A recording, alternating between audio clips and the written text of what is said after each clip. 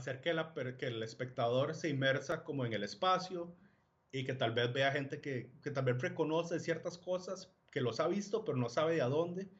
Entonces crea como esa familiaridad y también es como ciertas imágenes se repiten en ciertos otros espacios, es como crear ese dinamismo como cuando uno va caminando por el centro de una ciudad que la gente se mueve, uno les pasa, tal vez ve una persona en un lugar y después la ve en otro lugar hablando con otra gente, entonces como creando esas situaciones en el espectador.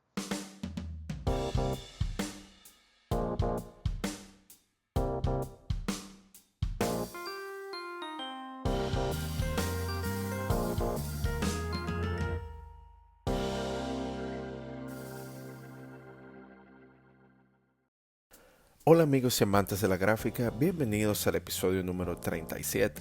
Les habla su anfitrión, Reinaldo Gil Zambrano, trayéndoles una nueva conversación en español con artistas que usan el grabado y métodos de impresión para hacer algo más allá de lo esperado.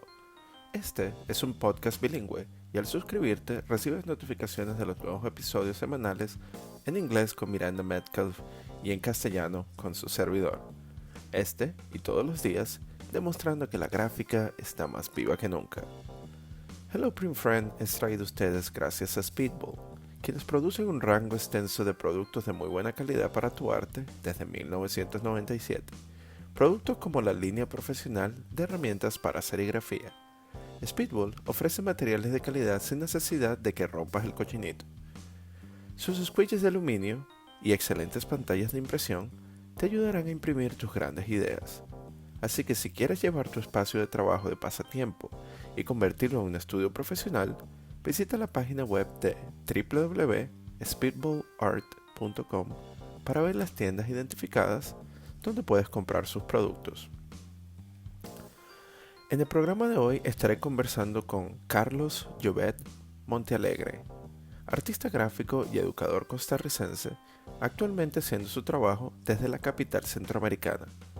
Carlos pasó su infancia en Escazú, donde vivía la disparidad económica entre los campesinos y los muchos expatriados norteamericanos que llegaron a su pueblo en las últimas décadas. Este intercambio e impacto social lo ha llevado a estudiar la realidad de los encuentros casuales en las calles de Costa Rica entre las personas de la clase obrera que integran su comunidad. Carlos nos hablará sobre su pasión hacia las artes y la decisión de dejar la carrera de ingeniería para irse a la Facultad de Artes de la UCR y así iniciar un recorrido que lo llevaría de ser ayudante de impresión de serigrafía a completar una maestría en los Estados Unidos. Conversaremos sobre su uso de la gráfica como un medio para crear imágenes múltiples que luego curan experiencias y composiciones inmersivas únicas por medio de la instalación a escala real. Así que, sin más preámbulos, acompáñenme a la capital tica y con un cálido pura vida, disfruten de una conversación con Carlos Llobet Montealegre. Okay. Bueno, mi nombre es Carlos Llobet Montealegre, soy grabador costarricense, como dijo Reinaldo, y muchas gracias a Hello Print Friends y a Reinaldo por invitarme hoy. Como dije, yo soy de Costa Rica, crecí, yo tengo un bachillerato en grabado, licenciatura en grabado y una maestría en grabado también. Yo trabajo litografía, pero también tengo más experiencia en serigrafía. Tengo 14 años en serigrafía comercial, eh, también silografía y grabado en metal, pero mi mayor experiencia ha sido con serigrafía. Ah, qué bueno. Carlos, en qué parte de Costa Rica creciste tú? Yo crecí en un pueblo que se llama Escazú, que Ay, queda en caso. las montañas. Cerca de Ajá, Santana, ¿no? exacto, sí, sí, Ujú. sí. De hecho, unos años después me pasé a vivir a Santana. Y lo interesante de Escazú es que es como un pueblo, bueno, cuando yo estaba creciendo era un pueblo muy rural, eran muchos campesinos, entonces habían carretas con bueyes y, y cosas así. Entonces, pero con el tiempo se fue expandiendo porque muchos expats de Estados Unidos empezaron a comprar terrenos y hacer casas, entonces se tuvo como una expansión muy rápida y cuando estaba creciendo veía campesinos a caballo y le pasaba un BM a la par al caballo. Entonces era como un contraste muy marcado en cuanto a clase social en esos tiempos y eso es algo que ha informado mucho mi obra. Wow, claro, sí. Y eso, claro, creciendo y viendo ese contraste económico, ¿no? Más que todo, entre los dos, sí. ¿Cómo crees tú qué tipo de interpretaciones tenías tú de pequeño cuando veías ese gran contraste de financiero, por decirlo de alguna manera? O sea, me impresionaba mucho porque también se veían estos McMansions a la par de casas de adobe, entonces era como muy impresionante ver como ese tipo de diferencia económica, gente que tenía las vacas y ordeñaba y otras hacía unas mansiones con unos muros inmensos. Y también donde yo vivía, otra parte es cada cuadra había un bar. Entonces también había mucho alcoholismo, muchas situaciones así. Entonces sí se da como su gran contraste. Wow. Sí, no sabía eso. Tú sabes que yo viví en Santana por 2 años. Ajá. Sí, sí, sí, sí. Eso me ha Sí, contado cuando. ajá. Sí, cuando estaba estudiando en el Colegio del Mundo Unido. Y, Ajá. ujú. Sí, wow. Entonces, ven acá, entonces tú creciste en Escazú en medio de este contraste. ¿Vienes de una Ajá. familia de artistas o tú eres el único? ¿Cómo ha sido esa... Sí, más bien yo soy el único. Mi familia, más que todos, son emprendedores, más como administración y así. Y yo fui ahí como la oveja negra que salió, que se fue. Ya, pero mi familia sí es como muy creativa y muchas cosas, pero como por ese lado más de negocios, de economía, sí, yo fui como el único que me fui como más por el arte visual. El arte visual, claro. Correcto. Sí, entonces, claro, entonces creciendo te fuiste a la escuela. ¿Dónde empezaste tú a adentrarte al arte? Fue en el colegio que tuvimos como, bueno, yo de hecho no recibí arte, fue como en la época del colegio, pero no fue en mi colegio, porque en mi colegio dejamos de recibir clases de arte como en noveno, pero como afuera tenía otras influencias. Costa Rica tiene una tradición muy grande de grabado, entonces yendo a museos, yendo a cosas, uno fue aprendiendo sobre el grabado y sobre los artistas costarricenses. Entonces ahí fue donde empezó mi experiencia y siempre hice pintura y todo y me intrigó mucho el proceso del grabado, que eso es más que todo como mi área, como el proceso, es la parte que más me llama la atención del grabado también. ¿Qué crees tú que es esa parte del proceso del grabado que te atrae tanto, que te atrae más, dirías tú? Es pensar en soluciones, usar la creatividad de forma en cómo tener una idea y ver cómo con los materiales que tengo y cómo hacer eso realidad, pero también mucho del grabado es irse ajustando al momento. Digamos, si uno está haciendo un grabado metal y tal vez no está saliendo, entonces uno se ajusta, entonces va cambiando, entonces como esa versatilidad y creatividad a la hora de ajustarse, entonces como siempre mantenerme como interesado en eso, porque también lo que me pasa es para el otro lado, ya cuando sé hacer algo bien, como que me aburro y me pongo a investigar como qué es lo que sigue, entonces siempre es como buscando esa parte. No, claro. ¿Cuál fue la primera técnica de grabado con la que tú empezaste? Eh, fue, fue silografía. Fue un curso abierto que llevé en la Universidad de Costa Rica de grabado. Entonces fue silografía y era como hacer eh, naturaleza muerta, como agarrar cosas y todo y cómo trasladarlas a una forma más gráfica, como el grabado. Igual era un color porque uno está aprendiendo a tallar, entonces no es nada así como muy complicado. Todo fue ahí. Y después ya igual yo cuando entré a la Universidad de Costa Rica no entré a Bellas Artes, entré a otra carrera y después a los años fue que me pasé a Bellas Artes. Ah, sí. ¿Qué estabas Sí. estudiando tú primero en la UCR? Estuve en ingeniería, sí, sí, sí, entonces ahí hice año y medio, entonces, pero era totalmente miserable.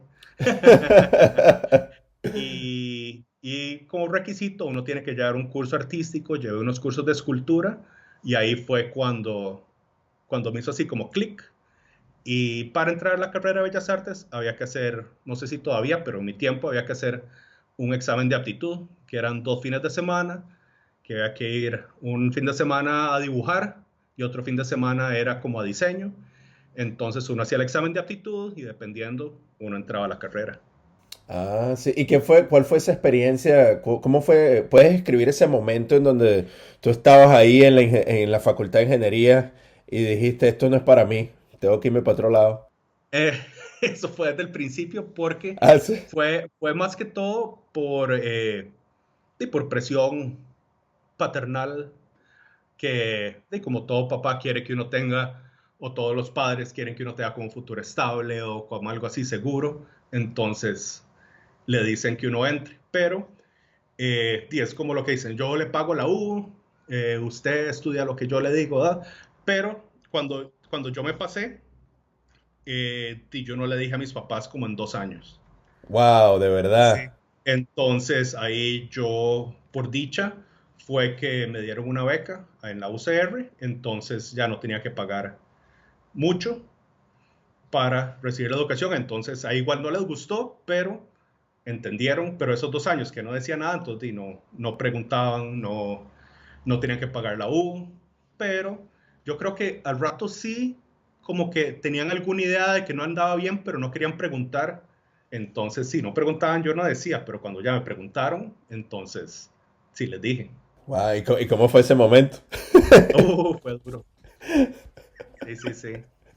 Pero ahí sirvió porque ya entonces empecé a trabajar en medio tiempo, o sea, estaba haciendo el bloque completo de la universidad, estaba trabajando medio tiempo y entonces ahí como que se balanceaba un poco, estaba trabajando en serigrafías comerciales y cosas así, entonces iba agarrando experiencia, de ahí es donde viene, por eso es que tengo tantos años, porque desde que estaba en la U, estaba llevando clases de grabado, estaba trabajando en una serigrafía comercial y estaba haciendo asistente.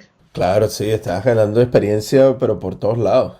Ajá, Ah, ajá. no, buenísimo. Y todo eso ahí en Chepe Centro, en San José. Sí, sí, sí. Ahí, ahí sí. Ahorita está todo grafiteado y todo está bien bonito. Sí.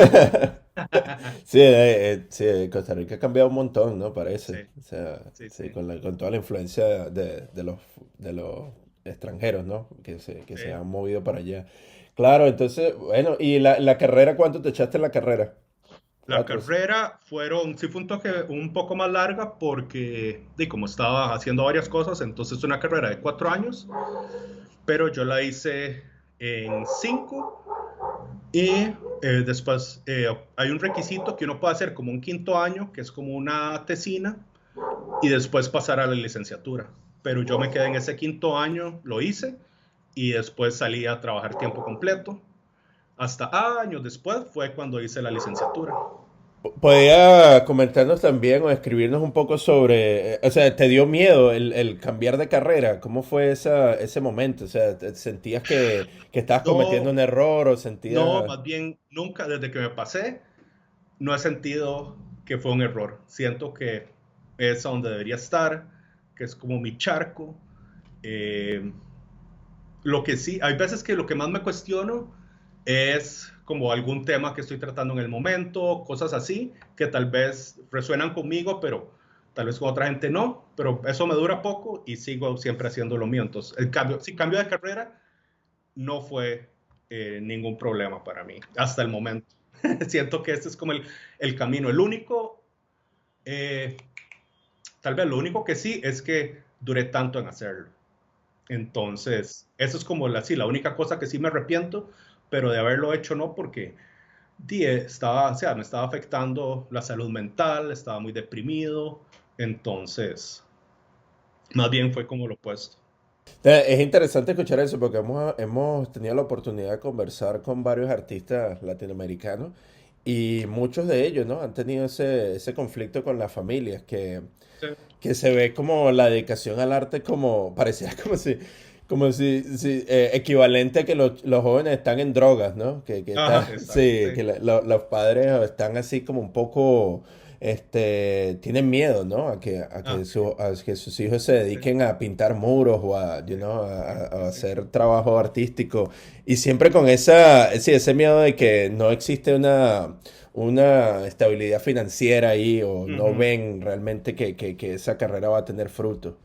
claro. Sí, ¿qué dicen tus padres ahora? Ahora, bueno, mi mamá falleció ya hace ya varios años y mi papá nunca estuvo como muy de acuerdo, pero cuando ya empecé como a exponer y a hacer cosas, entonces, igual, digamos, conmigo no siempre estaba como un poco en desacuerdo, pero cuando hablaba con otra gente sí le decía, oh, mi hijo está exponiendo en el museo no sé qué, pero conmigo no, pero con otra gente sí, entonces era algo como extraño.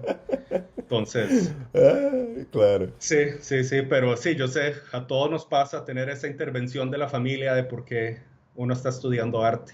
Sí, exacto. Pero bueno, como tú bien lo dices, ¿no? Hay que a veces escuchar a uno, escucharse uno mismo, ¿no? Escuchar el Sí, corazón de uno y seguir las cosas y todo. O sea, no es fácil, pero las cosas se van dando poco a poco, ¿no? Cuando uno sí, le pone empeño a las sí. cuestiones.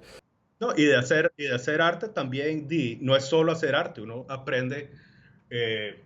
aprende otras cosas, aprende a usar programas digitales, aprende, digamos, por todo esto es que yo ahora me gusta mucho dar clases, entonces sí, clases de arte, porque es como una forma de devolver, entonces... No es solo como hacer arte, sino que hay otras alternativas y cosas así. Entonces es algo tal vez que no entienden al principio. Sí, ¿no? Y lo que tú dices, lo que tú describes es sumamente importante porque como artistas, nos damos la oportunidad de ser sumamente versátiles. Ujú, Claro, o sea, lo que tú dices, ¿no? Adquirir diferentes técnicas, adquirir diferentes herramientas, como las herramientas digitales, el trabajar la pintura, la escultura, ¿sabes? ujú, También la parte del negocio. claro. Cómo ha sido eso, ¿no? Para esa experiencia para ti de aprender o sea, el intercambio de tu trabajo para poder sustentar tu nivel de vida. ¿Cómo ha sido eso? Sí, bueno, por muchos años trabajé en una serigrafía. Después ya decidí como salirme un poco y me dediqué más que sí, como a dar clases de arte y cosas así, pero también estaba haciendo como imprimiendo serigrafía para otros artistas que querían hacer obras. Eh, Estuve trabajando con unos amigos que tienen una galería, bueno, que tenían una galería y cuando ellos tenían exposición, entonces hacía como una edición limitada de serigrafía de las obras del artista. Entonces siempre hay como opciones. Y después, sí, estaba trabajando en un colegio, dando clases de arte también. Sí, sí, sí, pero y bueno, también participaba en ferias y cosas donde vendía mi obra personal y hacía exposiciones, entonces siempre estaba como activo. Entonces siempre hay algo que hacer, o tal vez ahora no por todo lo que está pasando, pero en su momento sí siempre había como exposiciones y cosas, entonces era como más dinámico. No, pero exacto, ¿no? Esa cuestión de que como artista eres como un todero, ¿no? Haces de todo. O sea, Ajá, das clases, haces talleres, haces comisiones por aquí, te sale una exhibición por allá, montas exacto. tu pequeño buzo, tiendita así en una feria, Ajá. vendes cuestiones aquí. Y es bonito, ¿no? Porque esa versatilidad también mantiene los jugos creativos estando cada Sí. rato, ¿no? Y uno conoce gente y va haciendo contactos y también me ha ayudado mucho porque yo soy muy introvertido. Entonces, ir a ferias, hablar con gente, ver como lo que ellos opinan de la obra. Entonces es como súper, ayuda como a retroalimentar todo lo que uno está haciendo. Entonces es súper interesante. Viendo tu obra, tienes una calidad técnica magnífica, ¿no? Del trabajo del dibujo. Pero también se ve mucho como, pareciera como que si tu trabajo fuera un estudio antropológico de la sociedad donde tú creces, ¿no? ¿Podrías comentarnos, sí, de dónde viene esa fascinación hacia la gente? Ya nos dijiste que creciendo, ¿no? Veías ese intercambio cultural, ¿no? O ese impacto cultural por medio de los expats y la comunidad de Escazú. Pero sí, ¿de dónde viene esa, esa calidad técnica del dibujo y esa fascinación por retratar a las personas. Bueno, la parte técnica es de toda la educación que tuve en la Universidad de Costa Rica, que tuve muy buenos profesores, tuve artistas, grabadores como Alberto Murillo, Rudy Espinosa, que son grabadores de muy alto nivel, y también de las clases de dibujo, yo salí muy bien formado, y como esta también es porque yo siempre he sido mucho de agarrar el bus, no tanto en carro, a mí me gusta caminar, entonces son cosas que al caminar uno se pone a observar más del mundo que lo rodea. Y la idea fue empezar a retratar a la gente que veía, entonces yo me metía mucho a la feria del agricultor, caminaba por la avenida central, entonces veía diferentes tipos de gente, entonces son como arquetipos que me van quedando de gente que veo muy seguido, que me quedan en la cabeza, entonces tengo como esa necesidad de retratarlos y de presentarlos y reconocer que existen. Entonces esa es de donde viene toda esa parte. Y viendo también el hecho de que tú empezaste en la escultura, ¿no? Sí, trabajando en cuestión de trabajo tridimensional, se ve que tu trabajo también, el trabajo en papel Uh -huh. y en grabado tiene una calidad de profundidad y dimensión increíble. Sí, digamos, yo sí tengo como bueno, para mí es como una técnica muy peculiar porque yo sí, cuando empiezo a tallar, empiezo muy topológico, siguiendo ciertas líneas de la cara o cosas así, como para entender la tridimensionalidad de la figura, pero ya después me pongo como más expresivo a tallar luces y tallar más grande, pero siempre empiezo como con líneas finas, haciendo una topografía Ujú. de la figura. Entonces tal vez por eso es como que da esa noción como más así tridimensional. ¿En qué momento saltaste de la UCR a los Estados Unidos?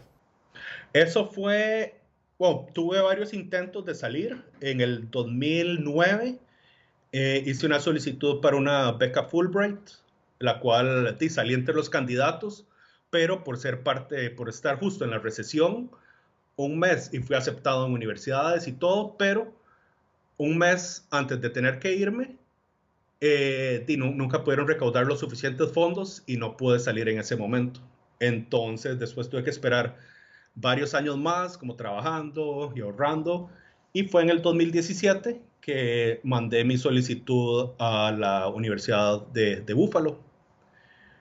Y bueno, mandé a varias, pero esa fue la que más me interesó porque muchos profesores fueron a otra universidad que queda en Buffalo, que es Buffalo State, y me recomendaron ir. Entonces yo mandé a las dos, pero fue hasta la Universidad de Buffalo a la que me aceptaron porque me daban beca completa, me daban un estipendio, que es como un salario mínimo a cambio de dar clases y trabajar. Y el taller que tienen es espectacular. Bueno, espectacular, es muy bueno y es muy bueno comparado a lo que yo estaba acostumbrado. Que era Claro, otro nivel. otro nivel. Sí. No, Pero excelente. en general tienen muy buen taller de grabado.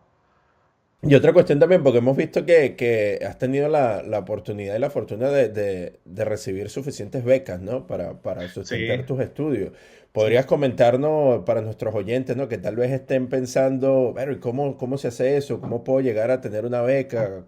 ¿Cómo me muevo en ese sentido? Si nos podrías dar Sí. unos datos ahí o unas recomendaciones. Sí, yo estoy suscrito a varias páginas donde me llegan diferentes becas, pero o sea, yo también duré bastante en encontrar como una universidad donde pudiera tener una beca, pero es como estar constante, no tener miedo a escribirles a las universidades, porque también cada universidad tiene su enfoque, entonces también reconocer cuál universidad me sirve a mí, qué le puedo sacar, investigar las universidades, es algo muy importante que yo hice, ver también los profesores, qué es lo que han hecho, y y cosas así. Es más que todo, como yo lo tomé, fue como más de investigación, a ver cuál era el mejor lugar para mí, sacar una lista de 10 universidades y empezar a escribir, también escribirles cuáles son sus programas de becas, qué se puede hacer. Entonces, así fue como fui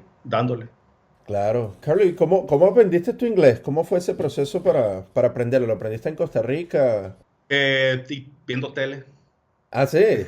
Sí, es que sí, con el cable porque en los noventas el cable era básicamente canales pirateados que se conectaban de satélites, entonces teníamos el NBC, el CBS y todo, que eran full en inglés y uno siempre estuvo expuesto.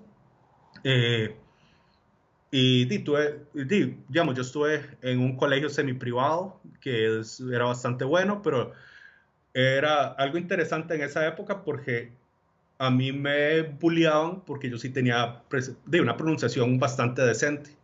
Entonces, más bien me bulleaban porque hablaba bien inglés, los compañeros. Entonces, eso más bien hizo como que tratar de hacer como un acento no tan bueno para poder. Entonces fue como algo súper raro, pero sí es como algo que pasaba en ese momento. Wow, Sí, sí. interesante. Sí, y era más que todo con los compañeros de clase Ah, que... sí, sí, sí, sí.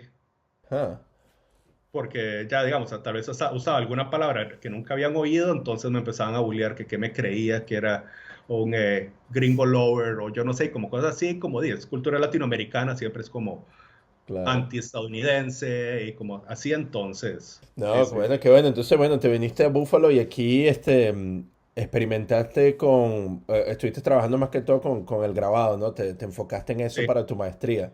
sí, estuve trabajando, fue grabado, más que todo me estaba enfocando en grabados en madera de gran formato, más que todo para instalación, que es lo que estaba haciendo en ese momento.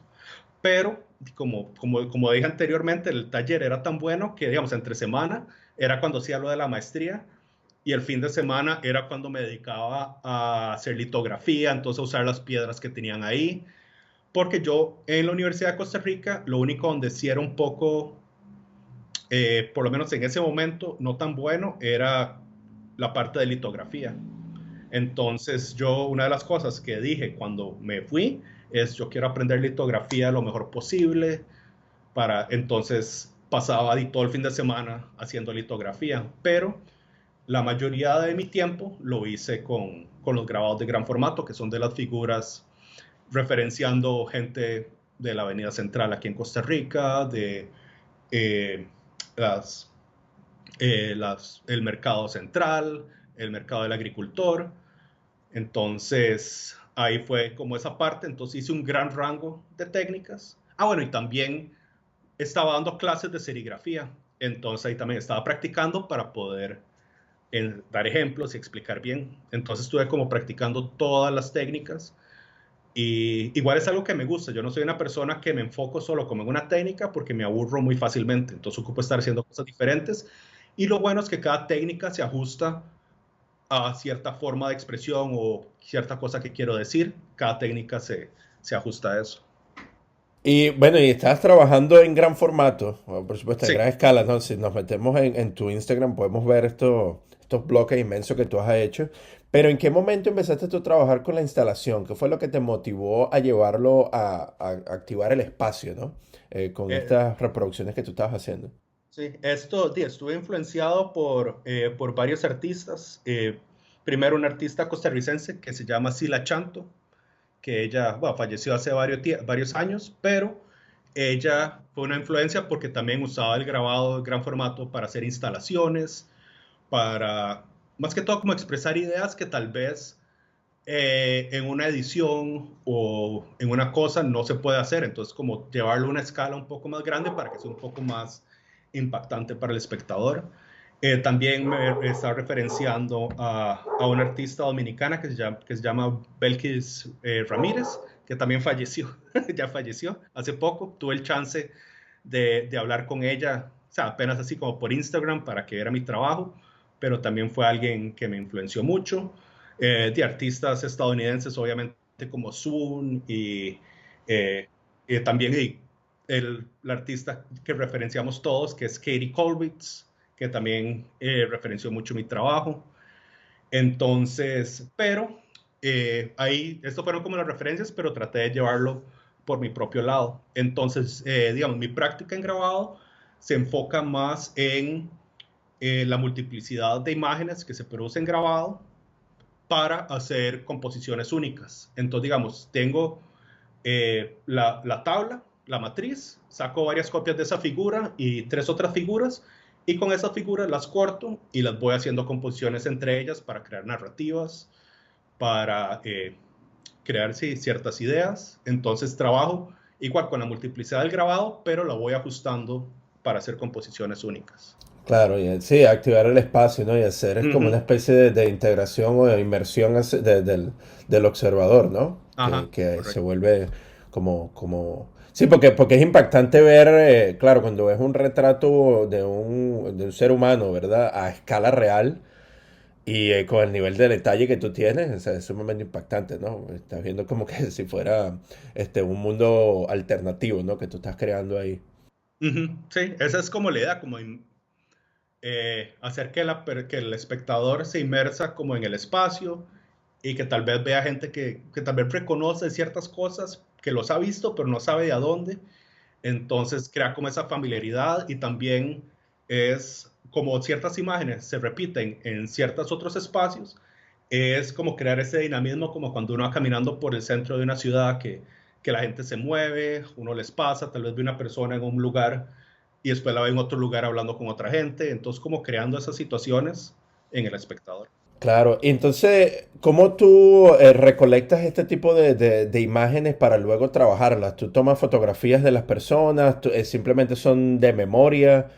Es un poco de todo, un poco de fotos de referencia, un poco de memoria, pero son eh, como igual cuando voy caminando y voy tomando fotos en general y tal vez no es como la persona que está como más cercana, sino como la que está en el fondo, entonces uso apenas de referencia como ciertas cosas y las reinterpreto para que quede diferente. También me gusta mucho como agarrarlos como en espontaneidad, no tanto que posen ni nada así, para que sea como una imagen más natural. Claro, ¿y cómo es esa interacción por lo menos con la gente cuando tú vas pasando y les tomas fotografías? O sea, ¿existe como una Ah, no, especie yo de sí, ya. diálogo o Ah, es sí, como que... ajá. Sí, sí, no, no, sí, tampoco es que le robo la imagen, sino que sí, a mí me gusta, igual me cuesta mucho porque sí soy me da como muy introspectivo, muy introvertido, pero sí, me gusta más que todo como en el mercado, entonces hablo con la gente,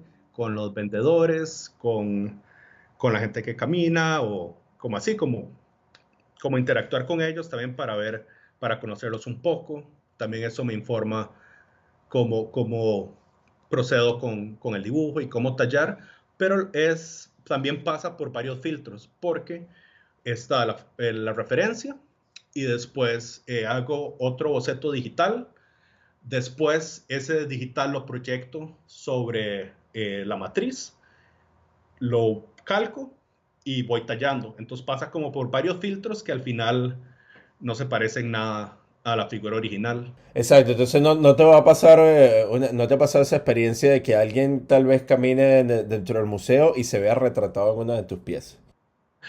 Sería, puede ser, pero no me ha pasado en el momento, pero sería muy interesante.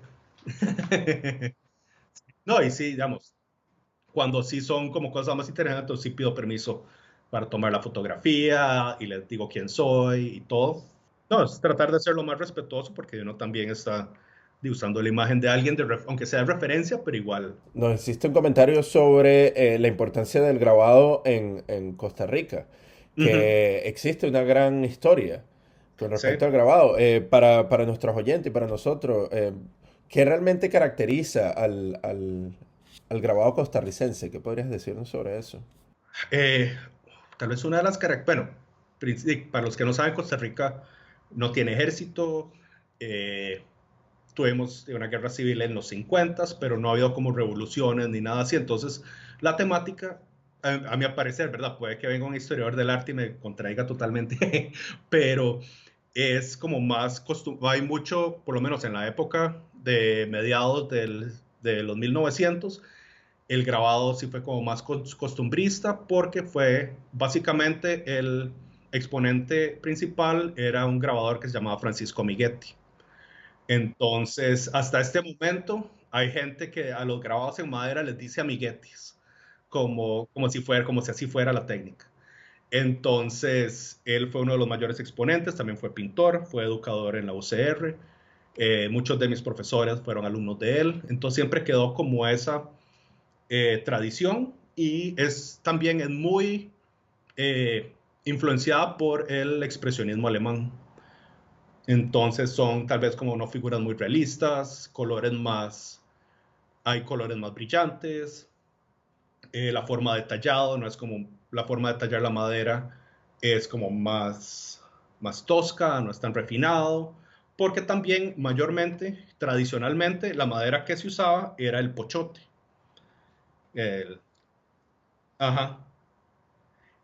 Pero con el tiempo, el pochote ya es ilegal talarlo, crece muy lento, entonces se han ido usando otras alternativas, entonces crean otro efecto, pero el pochote por lo general es una madera bastante suave para tallar, resistente al agua, entonces ahora lo más que se usa es el MDF o tal vez cedro, que crea, como es maderas más duras, crean como diferentes efectos. No, eso está interesante también por los diferentes... Tú sabes que esa es una de las cosas que más me gusta escuchar de nuestros participantes, ¿no? De las personas que tenemos el placer de entrevistar, de los diferentes materiales que ellos utilizan, ¿no? Por lo menos Ujú, ahí en el caso de Costa Rica, el hecho de que es un país que busca preservar mucho su naturaleza, ¿no? Y en ujú. ese caso ha ido afectando también los materiales que ustedes llegan a utilizar para su gráfica. Tuvimos la oportunidad de conversar con un artista Cholo Chontano de Bolivia que nos Ajá, comentaba que utilizan esta goma que se utiliza para la suela de los zapatos. ¿No? ajá. Y ese es como que el material que tiene más uso en esa región. ¿Sí? Entonces, bien Mm, interesante cómo eso luego influye la imagen, ¿no? Con todo claro. el frente, el grano y el relieve. Ajá, que es como un Está- tipo de linoleo, pero como Exacto. hule. Ajá, Ajá, ajá, exactamente. ajá. Sí, así lo Ah, qué estaba interesante. describiendo, claro. No, Sí. bueno, y Carlos, en dónde estás haciendo tu trabajo ahorita? ¿Tú tienes tu propio estudio? ¿Tú trabajas en un estudio compartido? ¿Cómo es la dinámica? Sí, ahorita estoy trabajando en un estudio compartido en un lugar que se llama Temporal, que ahorita es un par de artistas costarricenses los que lo están manejando. Eh, es una casa, es una casa vieja que de hecho el lugar se llama Temporal porque en cualquier momento eso lo botan para hacer un edificio de apartamento. Entonces, mientras la constructora se decida cuándo quiere, estamos ahí temporalmente.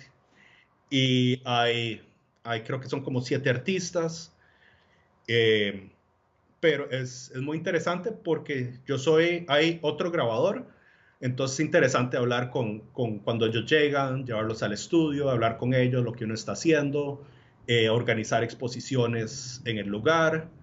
Entonces es como muy interesante y la retroalimentación es muy buena, pero también eso lo mantiene uno como interesado, que siempre hay gente con quien hablar. eh, y, y sí, se hacen actividades, se hacen open house, entonces llegan gente, se hacen exhibiciones. Bueno, ahora porque este espacio se abrió cuando yo todavía estaba en Búfalo. Entonces llegué y tenían espacio disponible, entonces me pasé porque sí, ahorita el apartamento que tengo es muy pequeño, yo como trabajo tan grande no tengo tanto espacio, entonces es perfecto y me queda así como a 10 minutos de mi casa para ir cada vez que puedo, pero sí. Y yo, digamos, la mayoría de lo que hago, como igual, aunque son imágenes tan grandes, yo las imprimo a mano. Entonces, no, por el momento no tengo una prensa o lo que sí tengo son las sedas de serigrafía y todo, pero no tengo así como el equipo para imprimir gran formato. Lo que uso es un estampador manual que compré en un lugar que se llama Arteína, que queda en España, que es como un mango que tiene roles, entonces uno va haciéndole presión y es como la mejor compra que he hecho porque puedo hacer cualquier cosa con eso. Ah, ese es el de metal, ¿no? Ajá, sí, sí. Claro, ese todavía no lo he probado, pero Oh, está sí. bueno.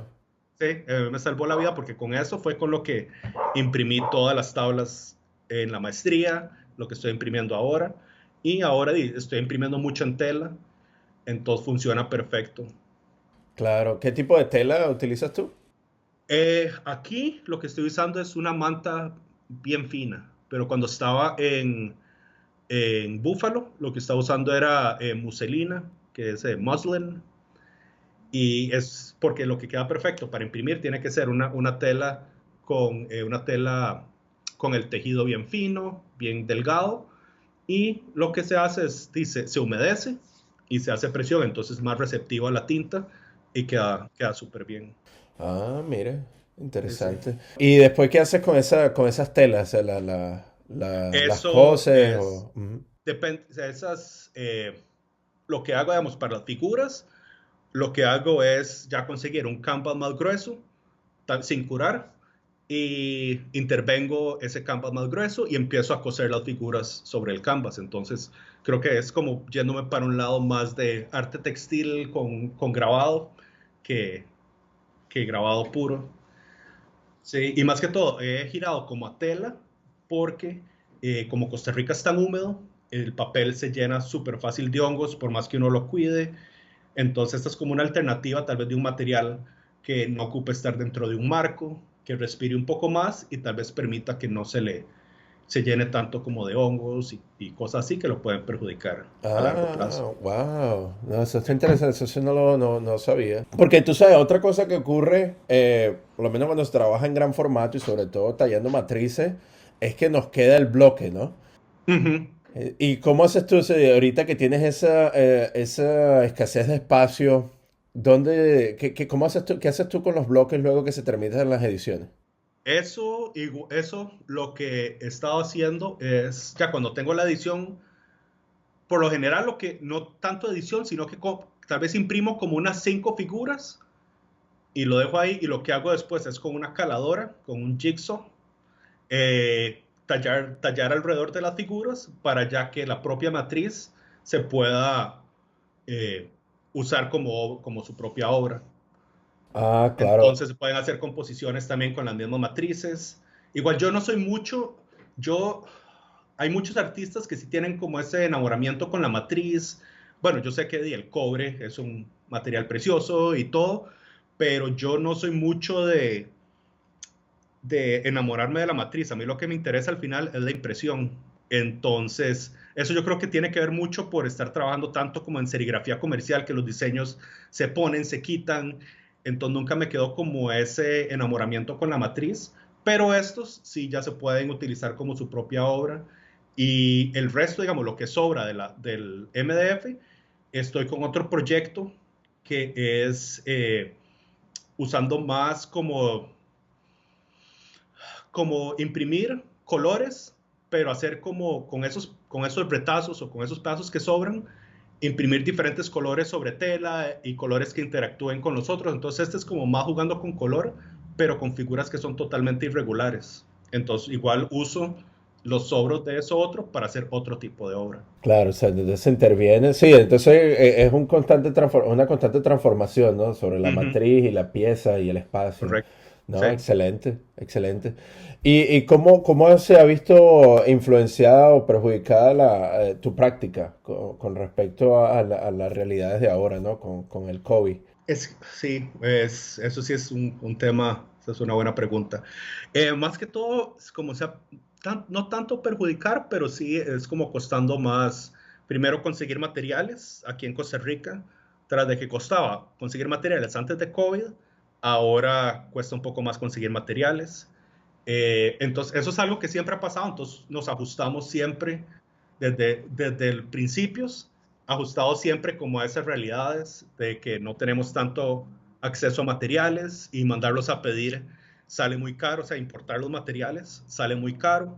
Por eso ahora, no, aquí no se consiguen, cuesta mucho conseguir tintas Speedball, de cualquier tipo de tinta, eh, rodillos, cosas así, cuesta mucho conseguir, entonces siempre nos ajustamos, pero eso siempre ha sido desde antes, pero ahora se siente un poco más porque ya son otro tipo de materiales los que cuesta más conseguir.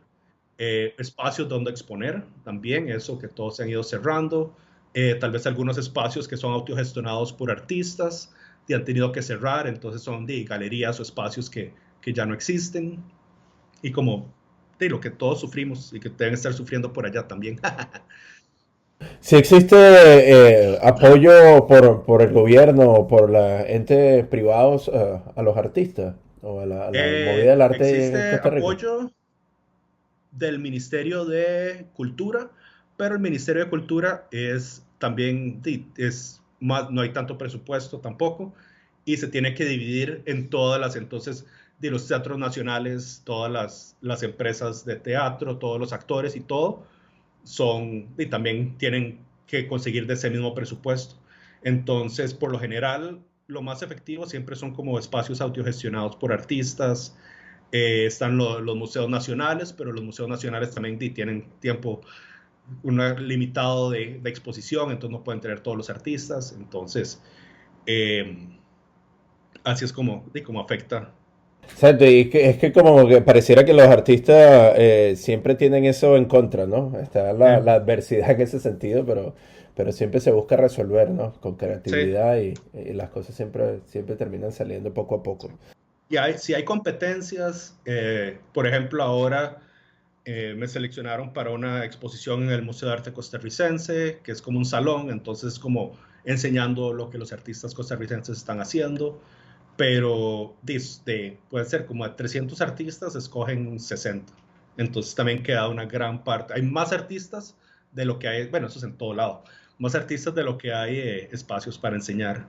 Mira, Carlos, y bueno, tú has hecho instalaciones, te has ido a los Estados Unidos, has buscado becas, has estado trabajando en diferentes cuestiones, ¿no? O sea, has podido cumplir con muchos de tus objetivos. Pero, ¿qué le hace falta a Carlos Llobet? ¿Qué te hace falta todavía por completar? Una idea que tú tengas así en mente, que tú digas, esto tengo que hacerlo en algún momento, ¿no? Que, Honestamente, me gustaría como montar un espacio aquí alternativo a la Universidad de Costa Rica para ser grabado como un taller, que aquí no hay, digamos, un taller eh, dedicado para grabado. Entonces es como esa parte, porque a mí me encanta el grabado, me encanta enseñar grabado, pero la gente que los egresados de la Universidad de Costa Rica ya no tienen acceso a las prensas, a las piedras de litografía. Entonces es algo que a mí me gustaría montar aquí, como tener un espacio, un taller a donde pueda venir gente, ya sea a aprender o gente que, no, que quiera ser grabado, que salieron de la U, que tienen ciertas ideas y guiarlos. Entonces, y también yo soy de Costa Rica, yo quiero que aquí se fomente el arte, se fomente el grabado. Entonces, esa es como la parte que quiero hacer, básicamente, honestamente. yo sé que Sí, por lo menos, sí, por Southern Graphic ellos estaban tratando de hacer una iniciativa parecida, pero en Puerto Rico, ¿no? ajá, Se reunieron fondos y todo para llevar una prensa, pero sería genial hacer algo parecido en Costa Rica, sí. porque es verdad, ¿no? O sea, no existen... muchas veces la única forma de conseguir estos recursos es estando dentro de una institución educativa o una universidad. Claro. Pero sí, siempre Sí, existen otros espacios. Aquí sí. nosotros tuvimos la oportunidad de crear también un taller comunitario y se Ujú. ve el impacto, ¿no? Sí, De la sí, gente de una aquí vez. es que no sé si es como una paradoja que tal vez no se hace, tal vez no hay mucha gente, no se ve tanto el grabado porque no hay espacios o es que no hay espacios, por eso es que no se hace tanto grabado. Entonces, como un ciclo que hay que ver cómo se rompe para que ya, a ver si se ocupan los espacios para que se empiece a fomentar el grabado.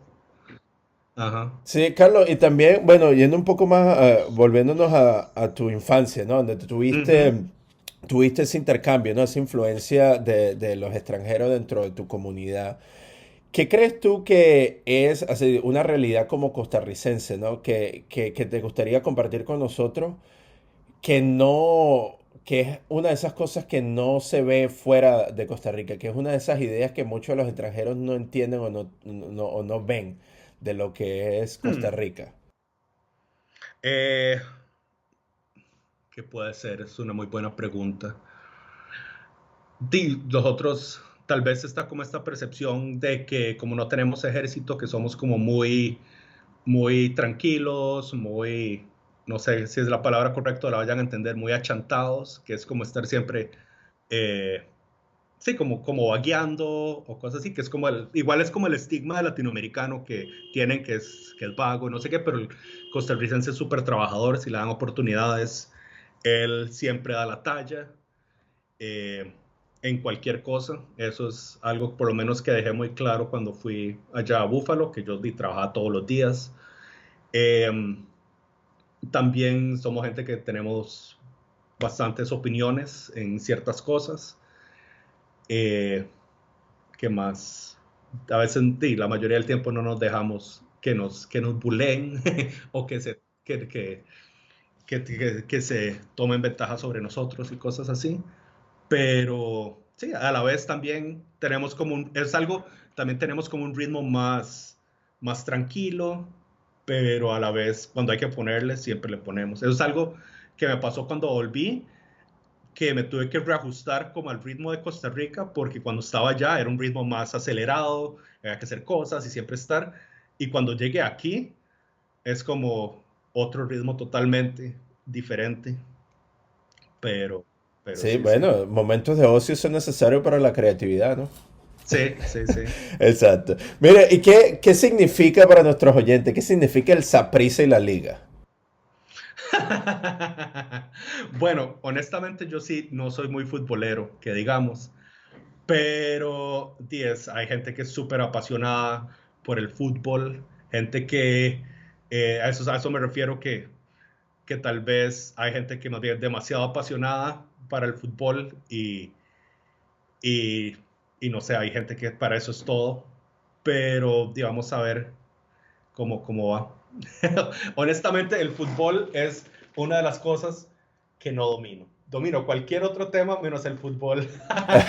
No, no, porque me llamó la atención cuando tú estabas hablando de que sí, la percepción del costarricense fuera de Costa Rica es el achantado, ¿no? Pero luego se Ajá. vio, por lo menos en el Mundial de Brasil, Ah, Dios, sí fue exacto, o sea, que salieron del grupo de la muerte, le ganaron sí. a Eso, Italia, a eso, Inglaterra. eso es algo interesante porque toda mi apatía por el fútbol se va acumulando durante 4 años y en el mundial me agarró una fiebre y ya como es como el único momento y después ya como el clímax de mi apatía Sí. sale en un orgasmo futbolístico.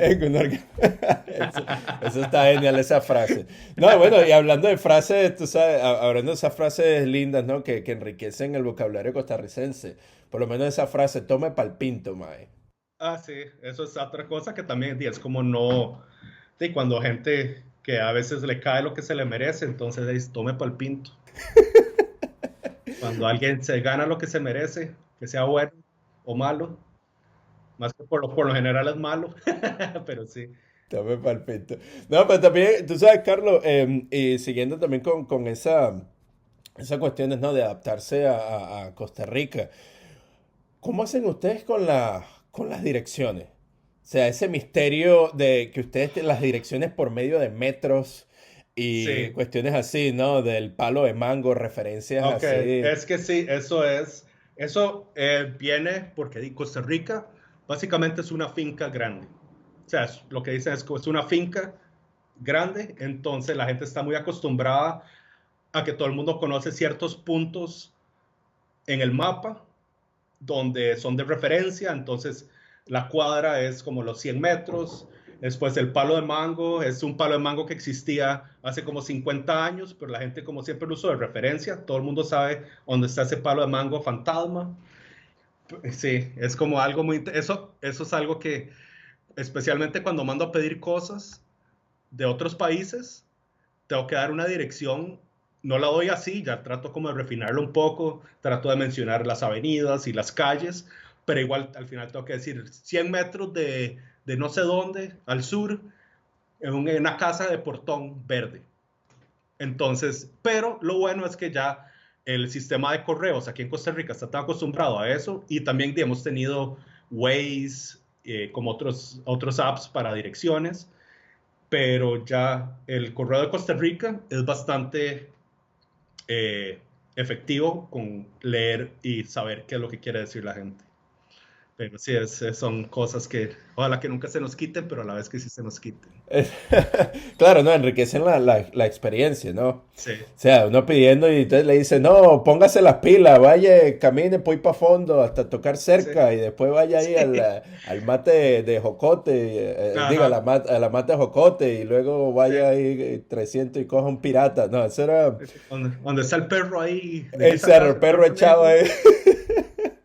Excelente. Bueno, son esas cosas que nos hacen, tú sabes, esas cosas que nos hacen celebrar nuestra idiosincrasia, ¿no? Y que nos hacen Correcto. únicos y enriquecen nuestra cultura, que luego llegas tú a celebrar en tu maravillosa obra, ¿no?